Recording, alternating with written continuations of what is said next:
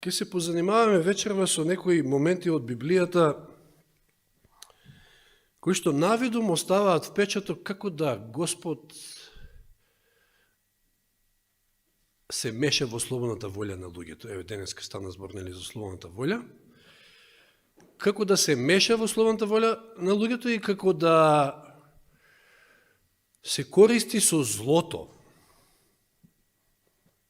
Малку чудно изгледа, затоа што Бог не сека да има ништо со злото. Денеска можеби не се спомна, но никој во оваа вселена немаше да го види злото, доколку Луцифер не ја злоупотребеше првин слободната волја, и земјата немаше да го види злото, доколку не се случише оној прв грев да Ева и Адам вкусат од плодот на дрвото кој што беше забрането, кој што и затоа и беше наречен дрвото на познавање на доброто и злото. Значи, немаше барем човештвото да го познае злото.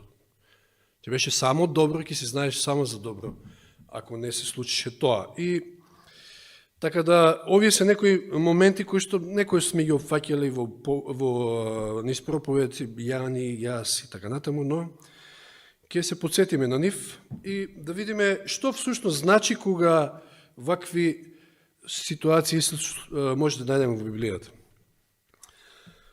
Прво, отвараме во 1 Самуилова 16 глава. Саул ни е главниот лик овде.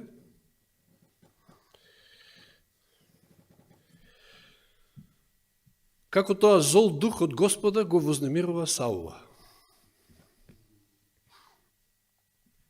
1 Самуилова 16.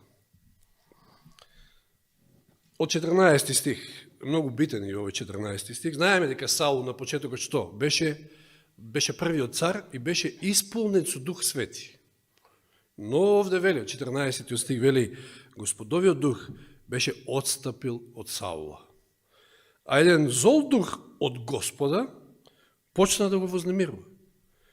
Тогаш на Саула му рекува неговите слуги: еве, Божи зол дух те вознемирува.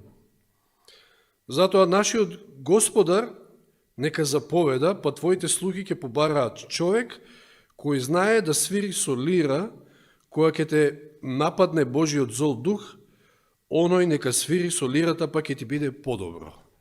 И Господ овде е се уште милостив, затоа што Саул не е целосно обседнат од овој зол дух, туку, ако читате подолу, ќе видите дека како Давид му свирал на лирата.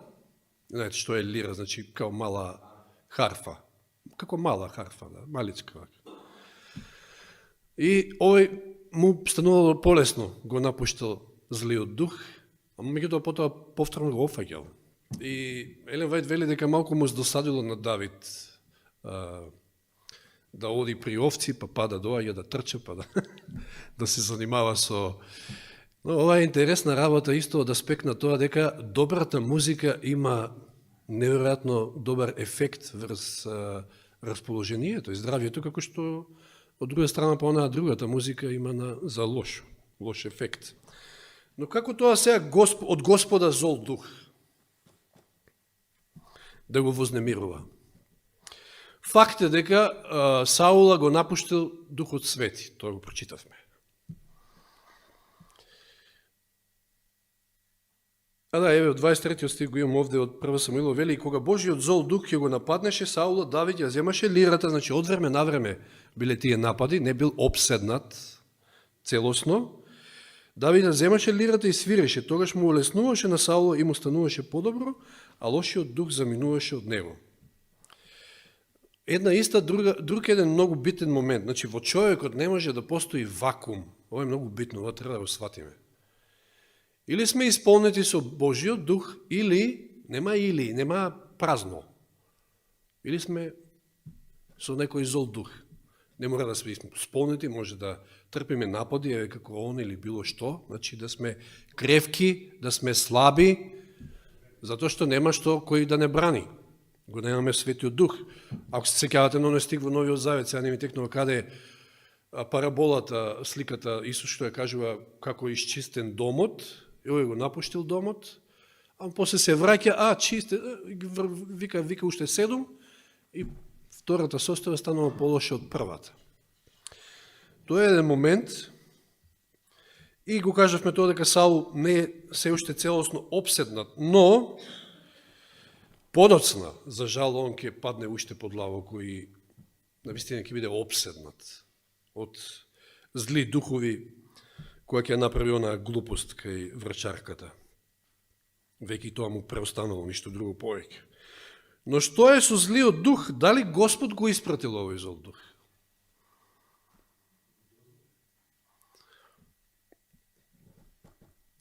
Несреќите во животот на Јов, сега поврземе некои други моменти. Значи, знаеме, уште во прва глава читаме, ќе читаме од 9 до 12 стих, Сатаната му одговара на Господа, знаете што се случува, да не повторуваме. И Сатаната му вели на Господа во 9 стих, зар Јов се бои напразно од Бога, зар не ги загради него, неговиот дом и сиот негов имот, значи ти го заштити него, па затоа го благослови делото неговите раце, имотот му се умножи на земјата. Ама испружија еднаш раката и допри се во се што има, ќе те проколне во лице. И Бог му вика, нека ти биде. Му рече Господ на Сатаната, прави што сакаш со се што има, само не кревај ја својата рака врз него. Денеска малку и се коментираше на некои делови од ова. Значи Господ, овде јасно се гледа дека Господ му дозволува, Господ ја трга заштитата од Јов и Господ дозволува. Толку колку што Господ дозволил, толку ѓаволот можел да направи зло. И навистина направил страшна работа за во рокот, ја не знам, таму не се пишува, може да и 1 час во прашање. Може да и по кратко времето од 1 час, сите тие несреќи една по друга се нижеле, значи секавично брзо. Видите во втората глава сега, одиме во втората глава, 3 стих, тогаш Господ рече, откако нели се случиле тие работи и Јов не попуштил, не го проколнал Бога. 2-3 Јов. Дали, тогаш Господ рече, дали го забележа мојот слуга Јов? Нему никој не му е рамен на земјата. Тој е непорочен и праведен човек. Значи, ова денеска стана збор, Господ кажува за Јов дека е непорочен. Господ кажува. Се бои од Бога и се отстранува од злото. Тој е уште постојан во непорочноста. Се уште е постојан. Па ме предизвика испразно да го упропастам. Пазите, интересно, дори речникот на Господа. Ме предизвика да го упропастам. Па Господ го упропасти или? Ама си зима на себе, како да тој, затоа што му дозволил на ѓаволот, меѓутоа, нели таква била спогодбата, вели 4 стиха, Сатаната одговори, кожа за кожа, човекот ќе даде се што има во животот, ама испружија раката допри се до неговите коски и до месото, дали ќе те благослови, ќе те проколне во лице. И Господ повторно вика, нека ти биде. И сега му дозволува што? И да го удри, вика. Му рече Господ на Сатаната, во твоја рака е, запази му го само животот. Чи удри го, со болест, што сакаш прави, ама животот... Да, до тука. Повторно Господ дозволува. И ѓаволот веднаш тука е на сцена. Но што се тврди во Јов 42 глава 11 стих, тоа е веќе кога поминало сето ова, Јов веќе некои работи ги сватил, нели денеска имавме во пуката. Јов 42:11 вели, тогаш му се вратија на Јова сите негови браќи и сите негови сестри и сите поранешни познати водата, ако може таму. И сите негови сестри и сите поранешни познати па јадеа леп со него.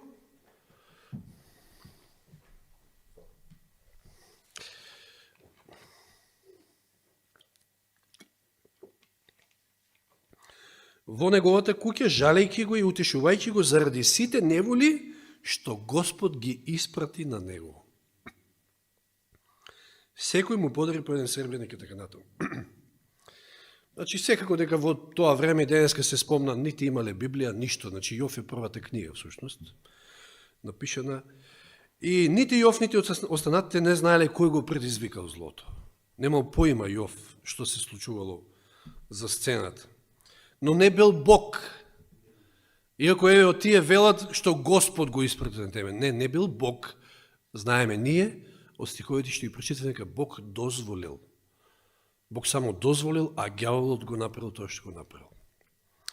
Истото е и во случајот со Саул. Па самите прочитавме дека Саул бил, значи Светиот Дух го напуштил Саула и Господ само дозволил.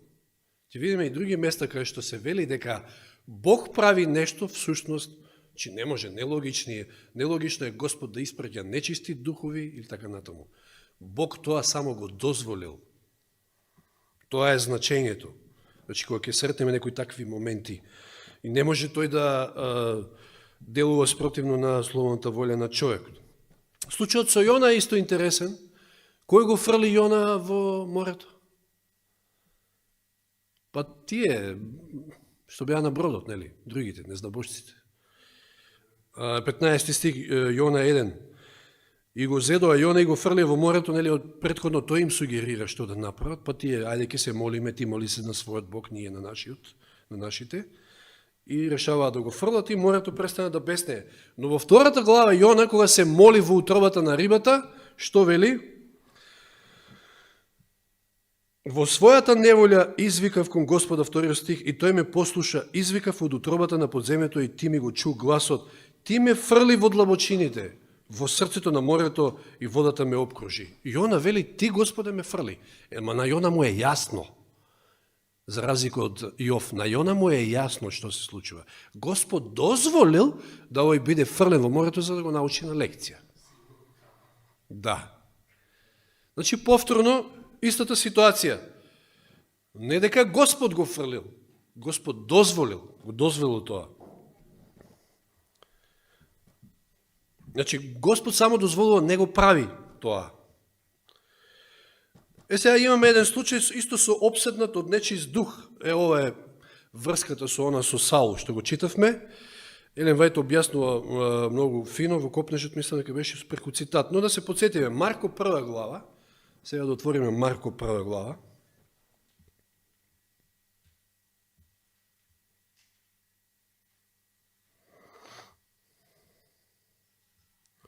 Од 21 стих. Да. И дојдоа во Капернаум и веднаш во саботата влезе во синагогата и поучуваше. И се восхитува на неговата наука, зашто ги учеше како оној кој има власт, а не како книжниците. Тогаш во нивната синагога беше човек опфатен од нечист дух. И извика велејки, нечистиот дух извикува. Ах, што имаме ние со тебе, Исусе Назарече? Дали дојде да не погубиш? Знам кој си ти, Божи светец. Демоните знаат кој е Исус. И Исус му се закани, молкни и излезе од него. И нечистиот дух го стресе, извика со висок глас и излезе од него. И сите се зачудија, така што се прашува еден со друг, велејки, што е ова нова наука полна со сила. Им заповеда и на нечистите духови и тие му се покоруваат. Што се случува овде? Исто нечист дух е во прашање, го опфаќа овој човек, за разлика од Саул, овој стварно бил обседнат и тоа мака мачел. Овде тој сакал, Елен Вајт тоа го кажува, тој сакал да биде избавен од ситуацијата. Меѓутоа не можел ни збор да каже, место тој да каже, демонот проговара. Видите каква ситуација. Борба се водела во него. Еве, кажува Елен Вајт во Копнежот на 256 страна и тука ќе забележиме еден момент, значи, кој што одговара на претходниот случај со Саул. Значи, ние сме тие кои што си дозволуваме самите, не дај Боже, да бидеме опфатени од нечисти духови. Ние. Господ само ќе дозволи, затоа што ќе ја тргне заштитата. Еве што вели, тајната причина за страдањето, која од овој човек направило застрашувачка појава за пријателите и товар за самиот него, лежала во неговиот живот. Кој е виновниот? Самиот тој. Во неговиот живот. Интересно е каков живот живел, ова денеска да го слушнат младите од светот. Не знам, би требало да затреперат. Па и ние, мислам, ако случајно западнеме во таков живот. Вели, бил пленет од задоволствата на гревот, планирајќи животот да го направи голема забава. Денеска нешто што е најприсутно и по канали, и по свет е забава. Од различен вид и ние често пати знаеме да паднеме некојаш на тоа. И вели, не сонувал дека ќе стане страф и трепет за светот и срам за семејството. Сметал дека своето време може да го троши за невини лудости. Навидум тоа се невини лудости. Меѓутоа, кога еднаш се нашол на удолниште, нозете бргу се лизгале. Неумереноста и лекомисленоста ги изопачиле благородните особини на неговата природа и сатаната потполно завладел со него. Значи, кај него, како и со Саул подосна, сатаната потполно завладел. Кај Саула, која била причината што завладел сатаната? Па бил непослушен цело време. Цело време непослушен. Светиот дух го напуштил. На почетокот бил исполнен со Духот Свети, меѓутоа го изгубил. Духот Свети местото го зазел друг дух. Да. Кога сакал да го жртвува богатството и задоволството за да го поврати своето загубено човечко достоинство, станал безпомошен в раците на лукавиот. Застанал на непријателска почва и сатаната се добрал до сите негови способности. Искушувачкот го намамил со многу волшебни понуди, но кога несрекникот паднал под негова власт, непријателот станал немилосрден со својата свирепост и страшен во жестокоста на своите напади. Тоа е ѓаволот, ако му дозволиме. Меѓутоа, ние сме тие кои што самите одлучуваме и дозволуваме. Бог не се меша во словната волја. Иако може би изгледа некојаш, ете како што вели таму, Господ пратил, зол дух, не, Господ дозволил. Такви моменти има и други, како што видовме нели во Јона и Јов, но ќе спомнам уште некој.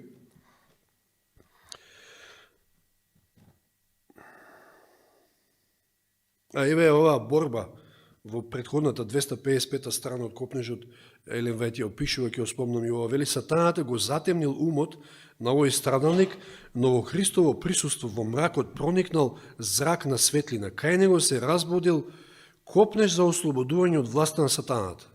Но лошиот дух и се опирал на Христовата сила. Борба. Кога човекот се обидел да му се обрати на Христа за помош, лошиот дух ставил зборови во неговата уста и тој извикал со длабоко душевно страдање и страф. Обседнатиот од зол дух делумно сватил дека се наоѓа во присуство на оној што може да го ослободи, но кога се обидел да ја пофати таа силна рака, го задржала друга волја и зборови на друг нашле свој израз. Судрот меѓу сатанската сила и неговиот личен копнеж за слобода бил страшен. Страшна борба. Дозволил да дојде до тоа дереđе и сега борбата била страшна. Значи не можел ни збор да изговори. Демонот зборувал преку него. Дека нечистите духови не можат ништо без дозволата Божја е, може би, најдобар случај со двајцата гадаринци, или Марко го опишува како еден. Ја го земав примерот од Марко 5 глава. Што се случува таму? Исто се слуша глас од овој бесен. Што имаш ти со мене? 5 глава, 7 стих. Што имаш ти со мене, Исусе, сине на Севишниот Бог? Те замолкнувам, те заколнувам во Бога, не мачи ме. Исти слични зборови, како и овој другиот од предходната глава. Мислам, која глава беше Марко? Да, во првата глава читавме, а сега 5. Зашто му рече, излези од човеков нечисти душе. И го праша како ти е името, а тој што му рече, името му е Легион. Зашто сме мнозина. И 10 стих што вели? И го молеа, тие мнозина, Легион, мнозина на демони, на нечисти духови, го молеа многу да не ги истера од тој крај. И таму по ридот пасеше големо стадо свињи и го замолија. Видите, Господ има целосна контрола. Тој, ако дозволи, окей, ако не дозволи, не. И туку така им го замолија, велејки, прати не во свињите да влеземе во нив. Те молим. Па нечисто оди во нечисто. И туку така им дозволи и нечистите духови излегува и влегува во свињете и знаете што се случи. Ѓаволот сакаше да направи штета за да го одвлече вниманието од успехот кој што се знаеше дека ќе биде постигнат преку исцелувањето на овие двајца обседнати. И гледате дека Господ има целосна контрола. Господ ако дозволи е дозволено, ако не, не.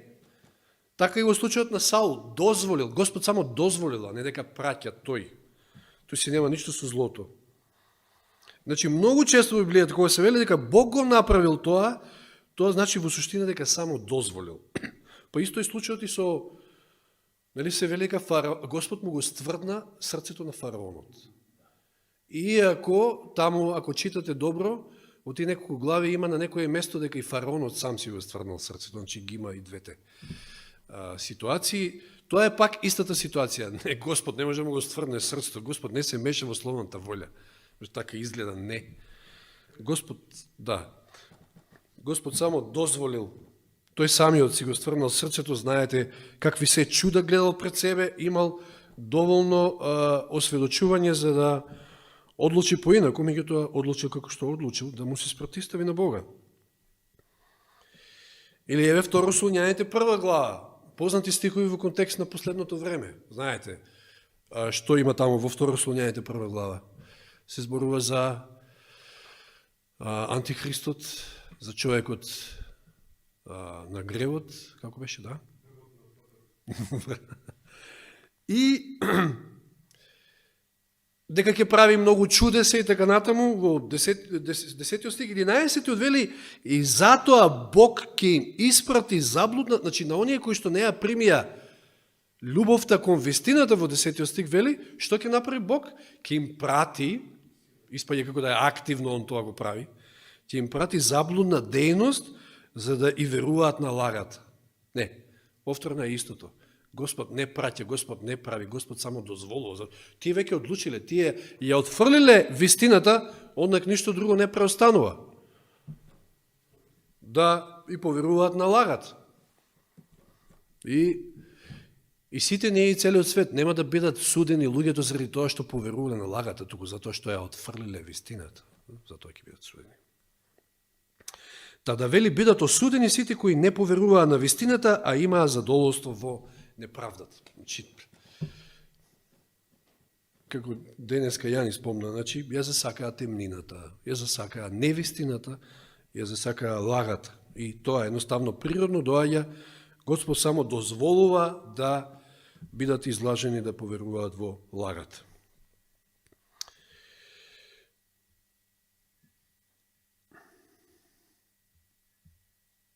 Еве ќе го спомнеме и случајот што Јани го обработуваше, може би, не знам, еднаш, два пати, се сеќавам. Знаете дека Јосафот и Јахав сакале да тргнат заедно против асирците, така?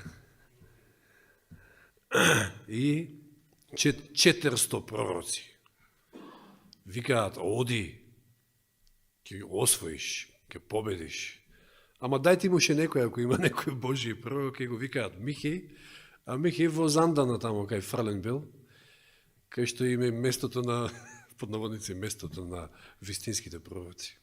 Тие кои што ја кажуваат вистината не си поминуваат лесно. И што вели Михеј во 18 стих од 2 летописи 18, ајде да се подсетиме на ова. Затоа чујте го Господовото слово, го видов Господа, значи сега гледа видение, вели го видов Господа како седи на својот престол, а сета небеска војска му стоеше одесно и одлево, и Господ праша кој ќе го заведе израелскиот цар Ахав, за да отиде и да падне на галатскиот рамот. Мислам, Господ со вакви работи не се бави. И се пријави. Еден рече ова, друг рече она, значи различни идеи. Тоаш влезе еден дух, застана пред Господа и рече, јас ќе го заведам. И Господ го праша како? И он одговара, ќе излезам и ќе бидам лажлив дух во устите на сите негови пророци. И Господ му рече, ти ќе го заведеш и ќе успееш, оди и направи го тоа така.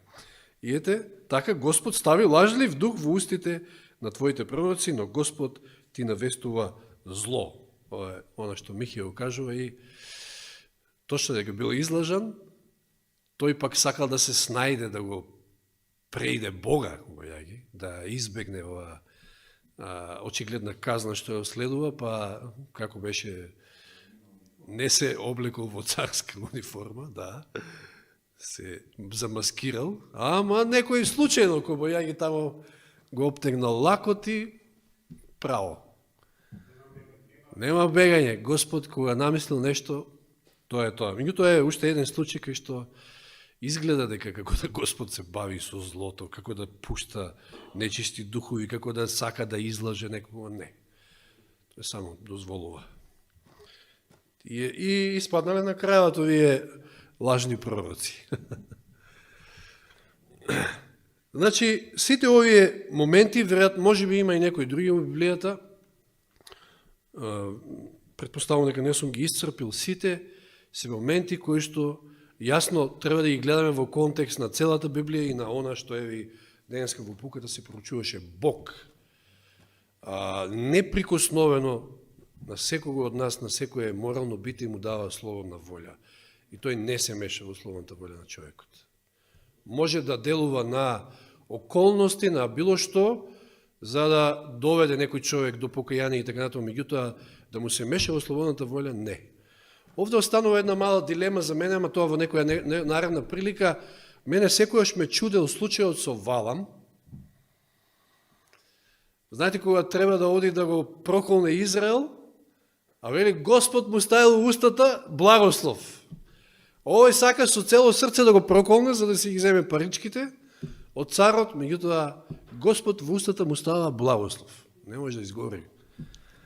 Како со сила. Има и тоа толкување секако, меѓутоа нити има време сега, нити пак тоа е можеби тема сама за себе.